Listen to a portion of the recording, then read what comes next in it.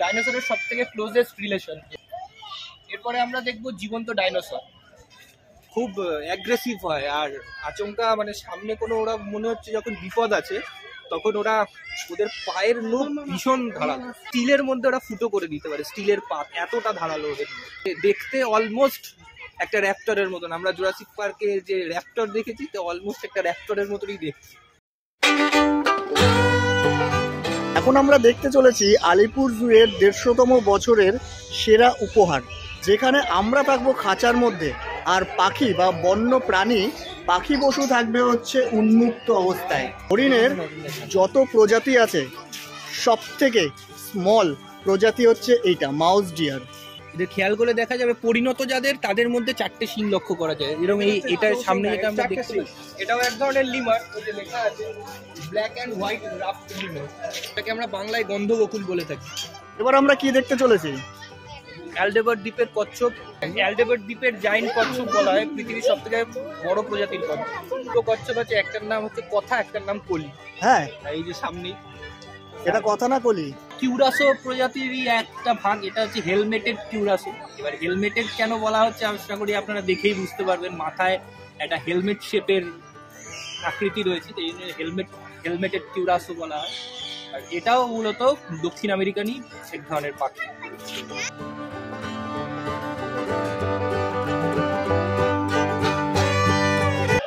নমস্কার বন্ধুরা, সুব্রতা ফাইন্ডার চ্যানেলে তোমাদের আবারও স্বাগত। আজ আমি এসে পড়েছি পশ্চিমবঙ্গ তথা ভারতের 150 বছর পুরনো একটা চিড়িয়াখানায়। এই ঐতিহাসিক চিড়িয়াখানাতে এবছর একটা নতুন করে পালক সংযোজন হয়েছে, সেটাই আমরা এক্সপ্লোর করতে এসেছি। আজ আমি এসেছি আমার দু ভাইয়ের সাথে। তোমরা দেখতে পাচ্ছ এই হচ্ছে চিড়িয়াখানার এন্ট্রি গেট, আর ঠিক তার পাশেই এক্সিট গেট। এখানে যদি কোনো বয়স্ক লোকেরা আসে বা যারা একটুখানি শারীরিকভাবে দুর্বল তাদের জন্য খুব সুন্দর একটা পরিষেবা আছে। তো 8 সিটেড এই গাড়িগুলো বুক করতে হলে তোমাকে এখানে এসে কর্তৃপক্ষের সাথে কথা বলতে হবে। 100 টাকা তোমার লাগবে, 100 টাকার বিনিময়ে 1 ঘন্টা তোমাকে রাইড করাবে। আমরা এন্ট্রি গেট থেকে ঢুকলাম, ঢুকে স্ট্রেট লেফট হ্যান্ড সাইড দিয়ে এই রাস্তাটা দিয়ে আসলাম। এখানে আমরা কি কি দেখতে পাবো ভাই? এদিকে সোজা গেলে প্রথমে ডান হাতে পড়বে শিম্পাঞ্জি, তারপর একটু এগোলেই বাঁদিকে জেব্রা, তারপর জেব্রার খাঁচা পার করলেই ডান দিকে নানান রকমের হনুমান ছোট ছোট, তারপরে কচ্ছপ, তারপর এদিকে ক্যাসোয়ারি নামে একটা পাখি, অস্ট্রেলিয়ান একটা পাখি আছে, তারপর আর নানান রকমের হরিণ, তারপর একদম মানে শেষের দিকে গিয়ে কুমির দেখতে পাবো আমরা। আর আমরা এই পথটা দিয়েই আবার ব্যাক করব। 1 রিং টেল লিমার। জেব্রা এমন একটা প্রাণী যাকে যতই দামি ক্যামেরা দিয়ে তুমি ভিডিও করো না কেন সাদা কালোই আসবে। এটাও এক ধরনের লিমার, ওই যে লেখা আছে ব্ল্যাক অ্যান্ড হোয়াইট রাফট লিমার। কোথায় আছে? কোথায়? ওই যে যেটাকে আমরা বাংলায় গন্ধবকুল বলে থাকি।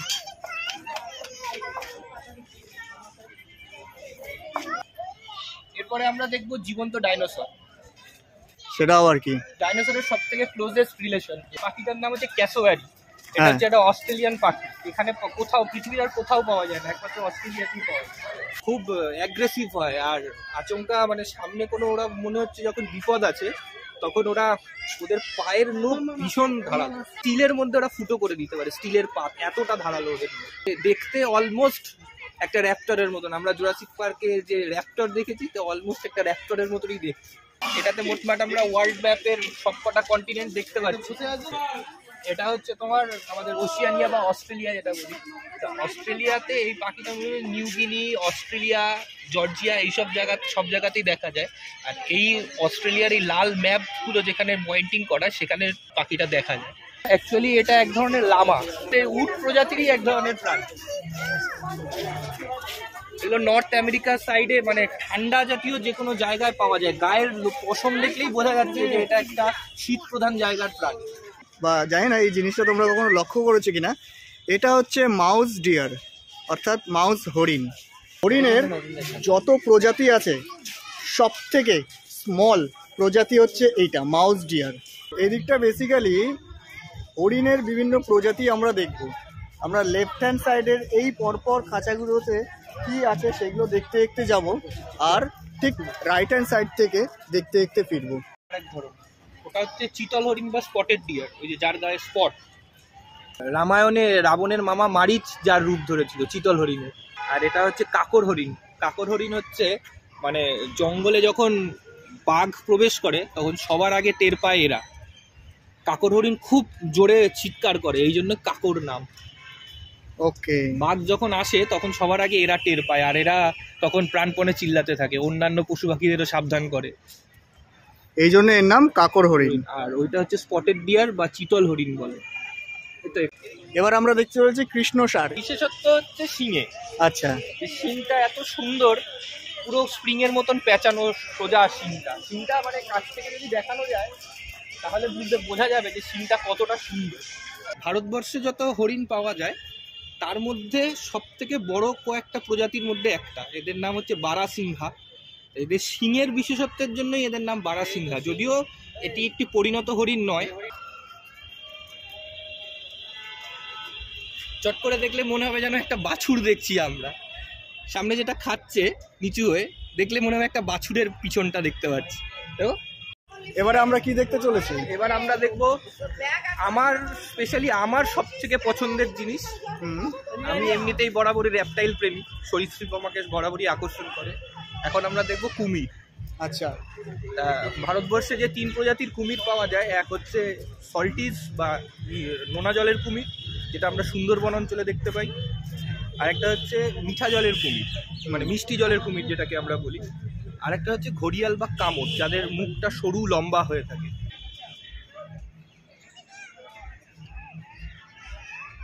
একটা, দুটো, তিনটে, চারটে, পাঁচটা, ছটা, সাতটা, আটটা, আর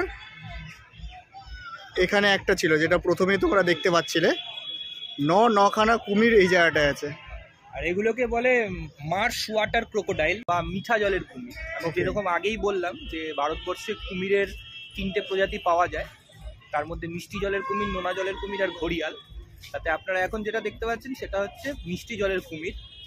আর দেখলে তো মনেই হয় যে এদের শরীরে প্রাণই নেই, কিন্তু এদের হাইবারনেশনটা এরকমই চলে, যেহেতু এরা রেপটাইল।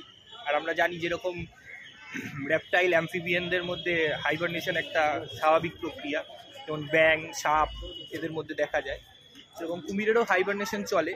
তো এরা এমনভাবে পড়ে থাকে ঘন্টার পর ঘন্টা, দিনের পর দিন, দেখলে মনে হবে যেন এদের শরীরে প্রাণই নেই। কিন্তু এরা যে রয়েছে এরকমভাবে, এদের কাছে গেলেই বোঝা যাবে এদের শরীরে প্রাণ আছে কি নেই। সেটা 100 বার। আর তুই কাছে যেতে চাস? কাছে গেলে পরের ভিডিওতে আর তো পাবি না। হ্যাঁ, আমি তো যেতে চাই 100 বার। আমার একজন র্যাপটাইল বিশেষজ্ঞ হওয়ারই ইচ্ছা ছিল, যদিও হতে পারিনি। এটা হচ্ছে মণিপুরের নাচুনে হরিণ। এই হরিণের বিশেষত্ব কি আছে ভাই? হরিণ বলতে বিশেষত্বই হচ্ছে তাদের শিং। হ্যাঁ, যেরকম শিংটা দেখতে পাচ্ছি যে কত রকমের আকৃতির হয়, বড় মাঝখানে যেটা বসে আছে, সুন্দর আকৃতি নিয়েছে। একটা পাতা ঝরে যাওয়া গাছের ডাল যেরকম হয়ে থাকে ঠিক সেরকম দেখতে লাগে। সমগ্র মণিপুর জুড়েই এদের পাওয়া যায়। যখন জঙ্গলে চলে নিজেদের খেয়াল খুশি মতন খুব লাফিয়ে চলে, ওই জন্য এদেরকে নাচুনে হরিণ বলা হয়। দেখতে অনেকটা মনে হয় যেন তারা নাচছে। আর এদের শিংটা এরা নিজে ঘষে ঘষে, কোথাও গাছের ডালে হোক মাটিতে হোক, ঘষে ঘষে খসিয়ে ফেলে না, কারণ এই শিংটা যতদিন না খসে যাবে ততদিন বাড়তে থাকে।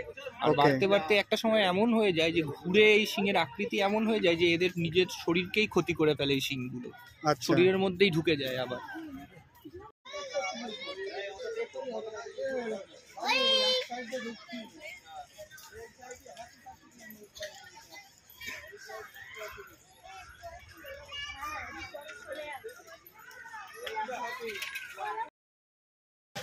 এটার কি বিশেষত্ব আছে ভাই? বিশেষত্ব বলতে আমরা সকলেই জানি যে ক্যাঙ্গারু হচ্ছে একটা মার্সুপিয়ান প্রাণী। মার্সুপিয়ান বলতে যারা পেটের থলিতে বাচ্চা রাখে, তো ক্যাঙ্গারু একটা মার্সুপিয়ান প্রাণী। আর মেইনলি ক্যাঙ্গারু হচ্ছে অস্ট্রেলিয়াতেই দেখা যায়, ওই জন্য অস্ট্রেলিয়ার জাতীয় পশু হচ্ছে ক্যাঙ্গারু। আজকে অনেকটাই ফাঁকা আছে সরীসৃপ ভবন, ভেতরে আমরা অনেক কিছুই দেখতে পাবো, যেটা এখন আমরা দেখতে চলেছি। কি কি দেখতে পাবো মোটামুটি? আমরা নানান ধরনের সাপ দেখতে পাবো ভারতবর্ষের বাইরেরও। আর যেটা দেখতে পাবো ইন্ডিয়ান মনিটর লিজার্ড, বা বাংলায় আমরা যাকে বলি গো সাপ। এখানে আমরা দেখতে পাবো হচ্ছে ইয়েলো মনিটর লিজার্ড, ছোট হয়, গোসাপের থেকে আকারে ছোট। এরাও এক ধরনের মনিটেল লিজার্ড বা এক ধরনের গোসাপ। এবার আমরা দেখতে চলেছি কিং অফ দ্য স্নেকস, কেউটে।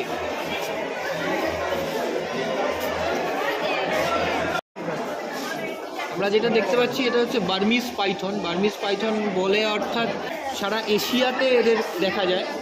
অনেক ধরনের পাইথনের অনেক ধরনের প্রকারভেদ আছে। ইন্ডিয়ান রক পাইথন আছে, তো তার মধ্যে এই এক ধরনের পাইথন আমরা যেটা দেখতে পাচ্ছি।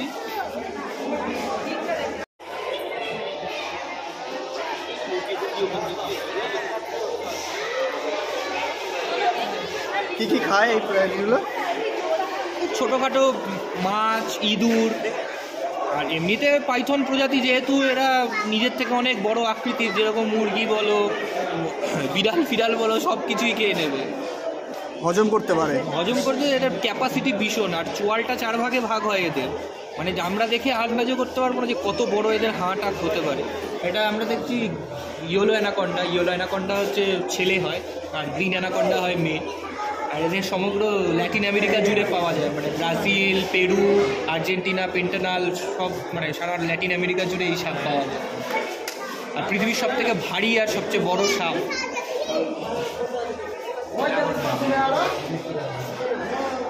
এগুলোকে স্লো লরিস বলে। লরিস বলতে এক ধরনের প্রাণী, এরা হনুমানেরই এক ধরনের প্রজাতি বা ইঁদুরেরই এক ধরনের প্রজাতি বলা যায়। তো এরা গাছের মধ্যেই থাকে, আর এরা এক ধরনের নকটার্নাল মানে নিশাচর প্রাণী।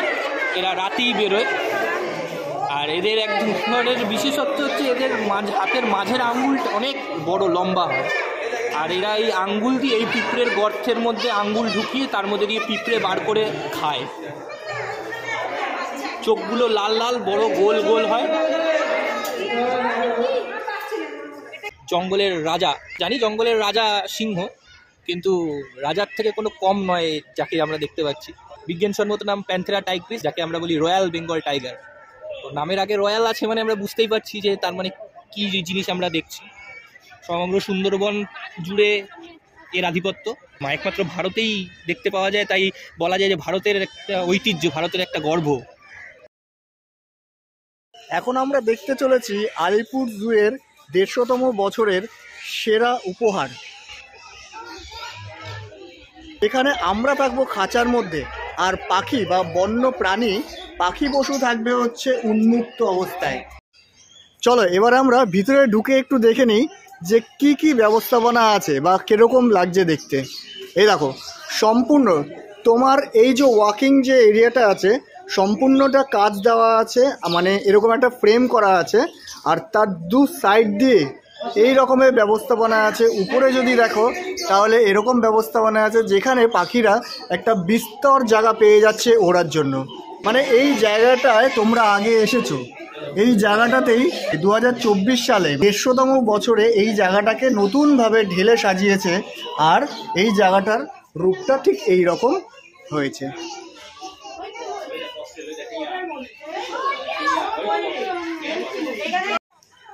তো আমরা এরপরে কি দেখতে চলেছি ভাই? এরপরে আমরা দেখবো গন্ডার, তারপরে দেখবো চিতাবাঘ, তারপরে জাগুয়ার। এদিকে আরো পাখির নানান রকমের প্রজাতি আছে।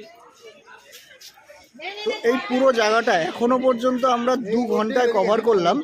তোমাদের সামনে হয়তো সম্পূর্ণ মুহূর্তটা তুলে ধরতে পারলাম না, তবে সত্যি তোমাকে যদি আসতে হয় সকাল সকালই আসতে হবে। কিভাবে আসতে হবে সেটা আমি তোমাদের ডেসক্রিপশন বক্সে ডিটেলস দিয়ে দেবো।